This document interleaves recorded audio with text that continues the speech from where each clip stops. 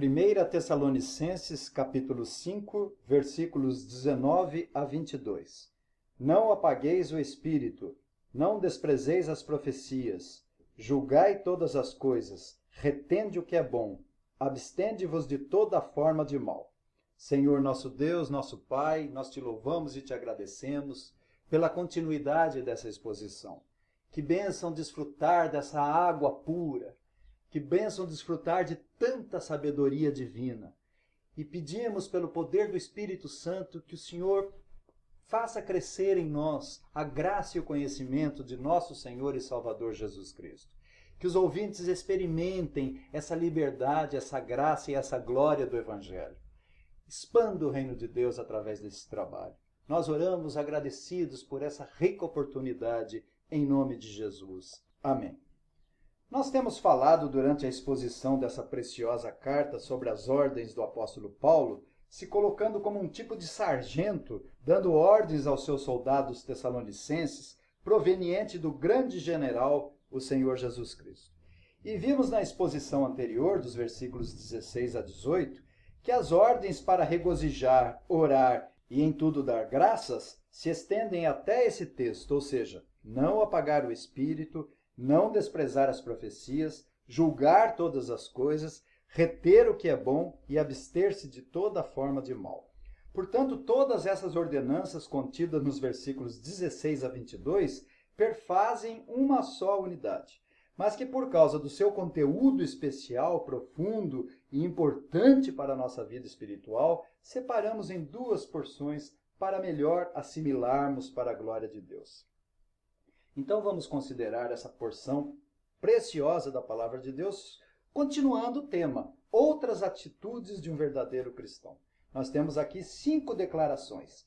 Não apagueis o espírito, não desprezeis as profecias, julgai todas as coisas, retende o que é bom e abstende-vos de toda forma de mal. São 5 sentenças imperativas e curtas e estão intimamente associadas uma das outras, esclarecendo-se mutuamente.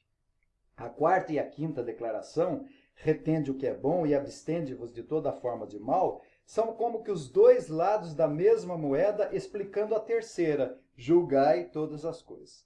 Portanto, esses versos ensinam os tessalonicenses, e nós também, naturalmente, qual é a atitude correta como crentes em Cristo Jesus, diante das declarações proféticas, hoje a proclamação e pregação pública da vontade revelada na palavra de Deus. No versículo 19 é-nos dito, não apagueis o espírito. Nós vimos anteriormente que a alegria, a gratidão e a oração do crente estão intimamente relacionadas com a obra do Espírito Santo.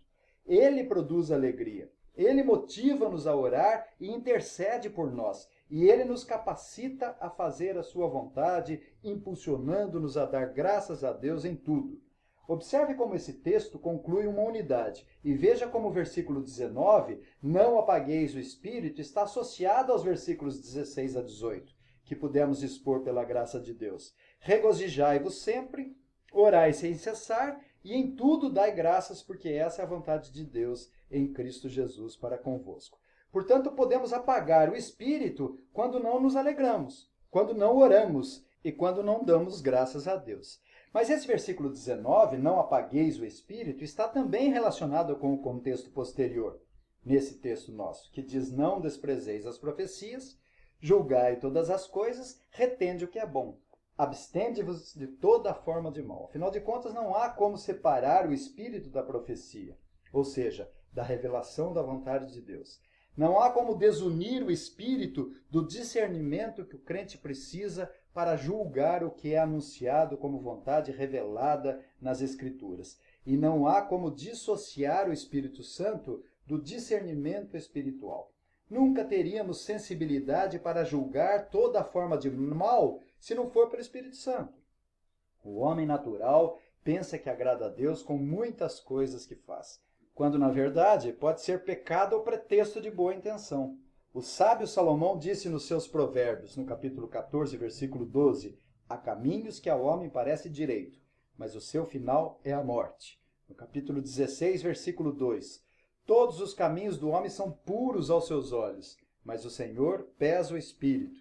No capítulo 21, versículo 2, todo o caminho do homem é reto aos seus próprios olhos, mas o Senhor sonda os corações. Portanto, é o Espírito Santo que convence o homem do pecado, lhe dando discernimento para julgar o erro e toda forma de mal. Pois para o homem natural, muitas coisas são normais e não são pecaminosas.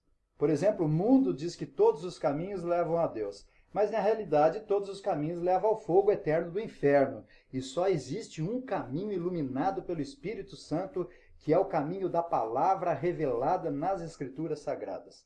Quando Paulo diz não apagueis o Espírito, a palavra corretamente traduzida aqui é o Espírito Santo e não o nosso espírito.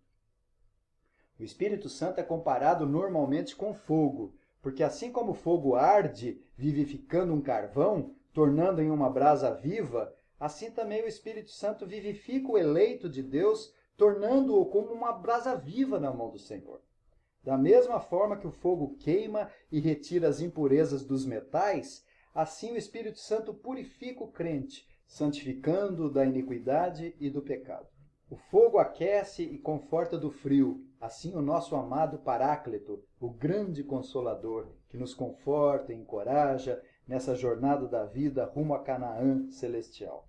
Da mesma maneira que o fogo se alastra e se propaga, assim a igreja do Senhor Jesus se alastra e tem se alastrado e se propagado. Da mesma maneira que o fogo se alastra e se propaga, assim a igreja do Senhor Jesus tem se alastrado e se propagado por esse mundo. Podemos lembrar a parábola do grão de mostarda e do fermento contada por Jesus, que tem esse sentido de expansão do reino de Deus. Mas também o fogo ilumina e não podemos perder de vista que antigamente esse era o grande propósito do fogo. Por conta das facilidades da energia elétrica de hoje, nós perdemos um pouco essa percepção real da propriedade iluminadora do fogo. Para os tessalonicenses, a iluminação através do fogo ficava muito claro e evidente. O Espírito Santo é comparado ao fogo não apenas porque vivifica, não apenas porque purifica, mas porque ilumina, lança luz, esclarece e toma um coração em trevas, dando-lhe iluminação. O termo utilizado para apagar o Espírito Santo significa limitar de alguma maneira, restringir de alguma forma ou atrapalhar a obra do Espírito Santo. Qualquer área da operação do Espírito de Deus na vida do crente, seja no que diz respeito ao seu ardor, vivificação, obra purificadora, especialmente nesse contexto, a obra iluminadora que faz com que compreendamos a vontade revelada na palavra de Deus. Você pode apagar o Espírito, por exemplo, deixando de ler as Escrituras ou deixando de se expor à pregação pública do Evangelho. No versículo 20, não desprezeis as profecias. Temos a segunda declaração aqui. Na igreja primitiva, a profecia era muito importante e fundamental por causa do papel que ela e os profetas tinham. Na nossa compreensão reformada, os profetas constituíam um ofício temporário do início da história da igreja cristã. A instituição da igreja demandou no início alguns ofícios temporários para que ela fosse possível ser instituída e organizada preliminarmente nessa nova dispensação da graça de Deus. Os apóstolos, os evangelistas e profetas foram somente aqueles e não deixaram sucessores. A igreja ainda não tinha o Novo Testamento completo, que até então estava sendo escrito. Em 397 dessa nossa era, o Concílio de Cartago determinou os 27 livros inspirados do Novo Testamento, onde encontramos os princípios que norteiam a nossa vida, que permitirão e possibilitarão que tomemos as decisões corretas em todas as áreas da nossa vida. Efésios 2:20 diz: edificado sobre o fundamento dos apóstolos e profetas, sendo ele mesmo, Cristo Jesus, a pedra angular. A igreja já está fundamentada. Paulo diz que o alicerce já está posto em 1 Coríntios 3:11. O papel do Espírito Santo é a vivificação, a regeneração, como um fogo vivifica um carvão e que purifica o metal, purificando o crente, iluminando, esclarecendo o seu entendimento, já revelado nas Escrituras. Gálatas, capítulo 1, versículos 8 e 9, Paulo diz: mas ainda que nós ou mesmo um anjo vindo do céu vos pregue evangelho que vá além do que vos temo pregado, seja anátema.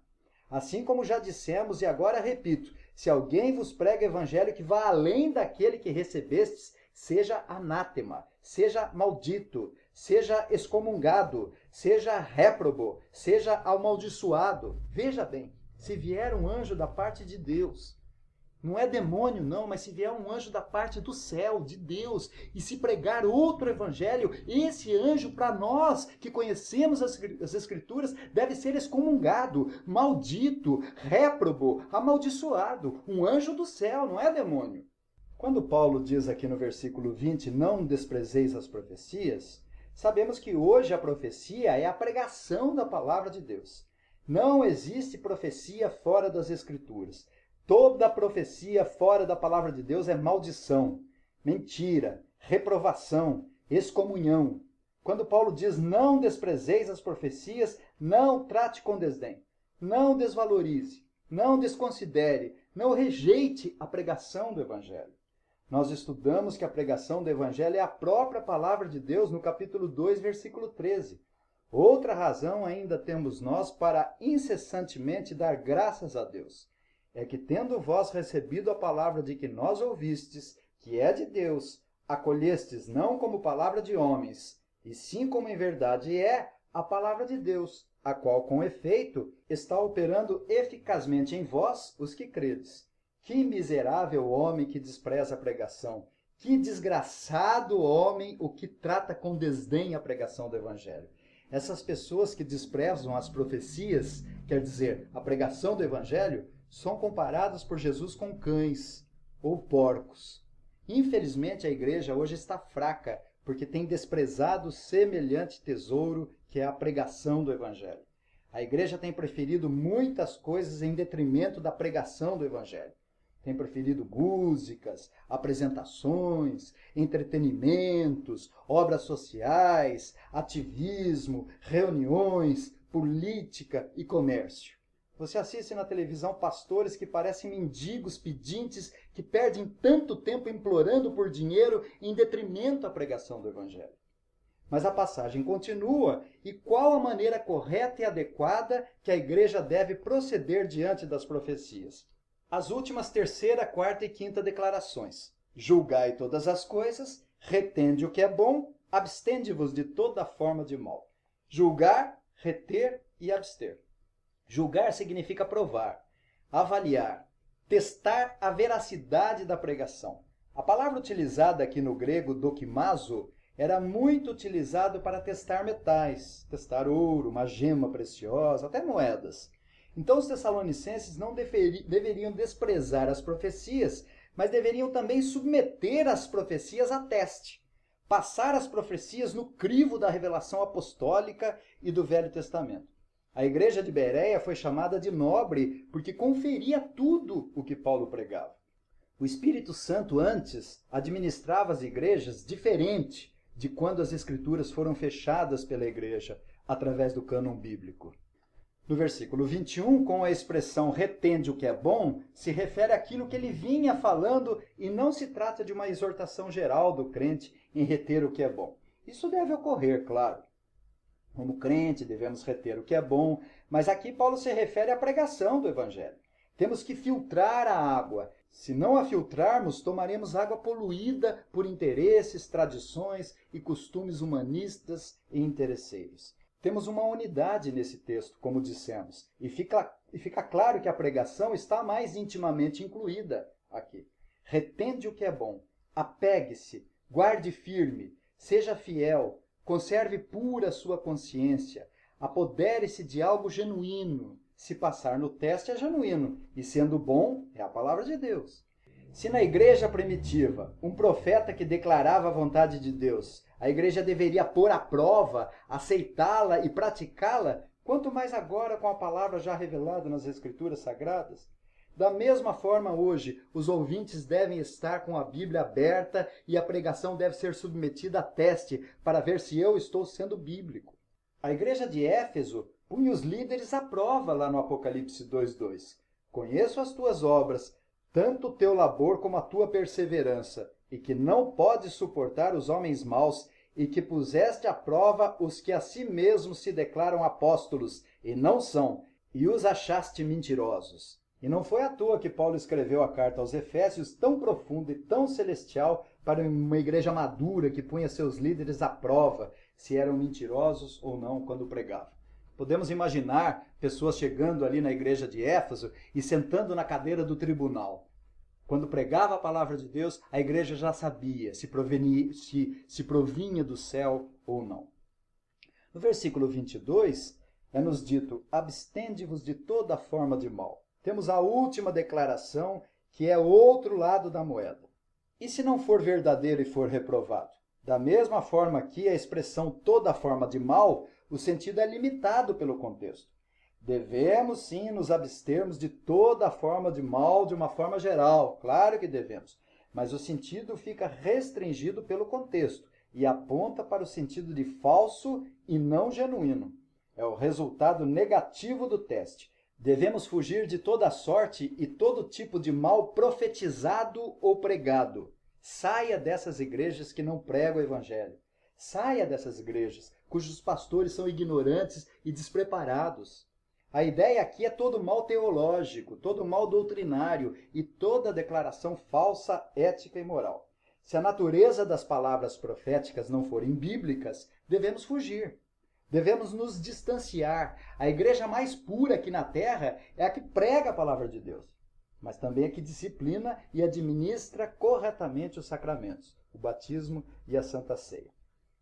Na realidade, essas seitas e igrejas que têm pregado outro evangelho é uma forma de mal. Mas eu quero concluir chamando a atenção dos ouvintes para algumas lições. A primeira: não apagueis o espírito, não é perder a salvação. Muitos acham que apagar o espírito é perder a salvação. A salvação é de graça e não é pelas obras. O reverendo Paulo Anglada disse: como pode alguém ser eleito, redimido, chamado, justificado, regenerado, liberto do domínio do pecado, pela graça imerecida de Deus e não alcançar a glorificação? Se Deus fez o mais difícil que foi nos reconciliar com Ele, não fará também o mais fácil de mantermos nesse estado? Que declaração maravilhosa! E ele termina fulminando: perseverar na graça não é obra humana, mas divina. Não é obra natural, é sobrenatural. Se a perseverança dos crentes na vida cristã não dependesse única e exclusivamente de Deus, todos estariam perdidos, pois nunca poderiam perseverar por eles mesmos. Essa é a grande verdade. O mais santo da terra obedece à Bíblia muito pouco. Charles Haddon Spurgeon disse: eu me tornarei um infiel no exato momento em que vier a crer que um santo de Deus possa um dia cair eternamente e seria o mais miserável de todos os homens, pois não teria qualquer base de consolo. É perfeitamente possível pecar, sim, queridos ouvintes, e cair gravemente em pecados grosseiros, mas o eleito regenerado vai sentir tanta tristeza e ódio pelo pecado que a sua maior alegria vai ser buscar o arrependimento e a libertação. Ele vai buscar tão ardentemente que, ao abandonar o pecado, terá sua consciência tranquila por causa da certeza do perdão de Deus. Jesus, por várias vezes, nos trouxe o ensino da segurança da salvação. Ele disse: e a vontade de quem me enviou é essa, que nenhum eu perca de todos os que me deu. Pelo contrário, eu o ressuscitarei no último dia. Todo homem que vir o Filho e nele crer tem a vida eterna, e eu ressuscitarei no último dia. Quem comer desse pão viverá eternamente. Eu lhes dou a vida eterna, jamais perecerão, e ninguém as arrebatará da minha mão. Aquilo que meu Pai me deu é maior do que tudo, e da mão do Pai ninguém pode arrebatar, a fim de que ele conceda a vida eterna a todos os que lhe deste. A vida eterna a que Jesus está se referindo não é algo que se pode acabar. Vida eterna não acaba. Portanto, quando Paulo diz não apagueis o espírito, não se trata de salvação. Mas na segunda lição, os ministros da palavra de Deus são os correspondentes aos profetas do Novo Testamento. Nós, a quem Deus comissionou e preparou para sermos porta-voz e arauto dele, somos os correspondentes mais próximos e mais legítimos dos profetas. 1 Coríntios capítulo 14, 3, Mas ao que profetiza, fala aos homens, edificando, exortando e consolando. Cabe a nós, ministros, anunciarmos a vontade revelada de Deus. Cabe a nós, de forma profética, como alguém que fala em nome de Deus, colocando-se entre Deus e os homens, declarar, pregar, proclamar a sua vontade revelada nas Escrituras. Cabe a nós abrir a Bíblia e dizer, assim diz o Senhor, como os profetas do Velho Testamento faziam. Portanto, os pastores, os presbíteros, chamados por Deus e comissionados pela igreja, são os profetas de hoje. E, finalmente, a pior coisa que o crente pode fazer é desprezar as profecias. A pregação é o principal meio de graça, por isso o crente não deve desprezá-la. Infelizmente, isso tem acontecido porque a pregação tem sido absolutamente desvalorizada. Hoje, nos cultos, uma parcela mínima é concedida à pregação, e uma parcela enorme do tempo são para músicas e apresentações e coisas dessa espécie. Há cultos em que se dispensa a pregação do Evangelho. Isso reflete exatamente a pouca importância que os evangélicos dão à pregação do Evangelho. A aplicação legítima aqui desse texto é não desprezarmos a pregação em detrimento das profetadas, meninices e aberrações supostamente proféticas. Os irmãos são responsáveis pelo seu coração e alma e cabe a cada um sempre julgar e avaliar à luz da palavra de Deus, como fizeram os bereanos, para ver se as coisas são de fato assim. Regozijai-vos sempre, orai sem cessar, em tudo dai graças, porque essa é a vontade de Deus em Cristo Jesus para convosco. Não apagueis o espírito, não desprezeis as profecias, julgai todas as coisas, retende o que é bom e abstende-vos de toda forma de mal. Que o Senhor nos abençoe. Amém.